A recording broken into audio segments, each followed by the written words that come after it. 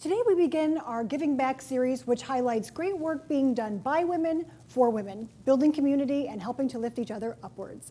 Bloom Again Foundation, based in Pasadena, California, is a great example. And here to tell us more about it is Bloom Again's board president, Sherry Betts. Welcome, Sherry. Thank you. Well, tell us how Bloom Again Foundation got started and what is its mission? Well, its mission is to help women who are living at the poverty level with financial assistance. Yes. So that after illness, we can help them with their household expenses that would otherwise not be covered by any other organization. That's great. And how did it get started? It was started by New York Times best-selling author, Dr. Lois Franco. Yeah. She wrote the book, Nice Girls Don't Get the Corner Office. Yes.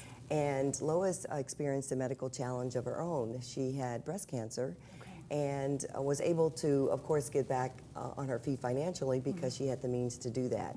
So after her recovery, after she was blooming again, Yes. she decided she wanted to help other women who were working women living at the poverty level who may not have the financial means to get back on their feet. Yeah.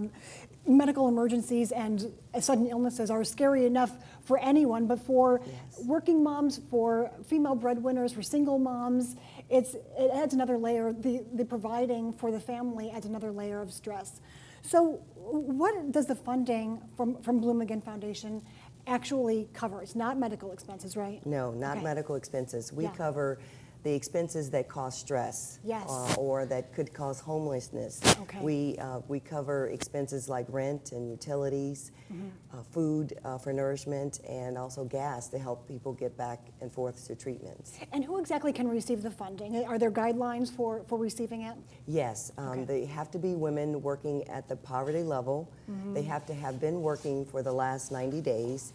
They have to have an acute illness or something that was recently came to create a medical emergency, and they also have to be referred by one of our 26 strategic partners. Well, I'm sure this hits home for anybody who either has experienced a medical emergency or knows someone who has. So how can people out there help? They can help by giving donations. We provide, on average, $1,800 to every woman who receives funding from us. So donations any size will help us to achieve our mission to give this money to the individuals that want to bloom again. Okay. And of course, you can find out more information about Bloom Again online. Rain, what do our panelists think?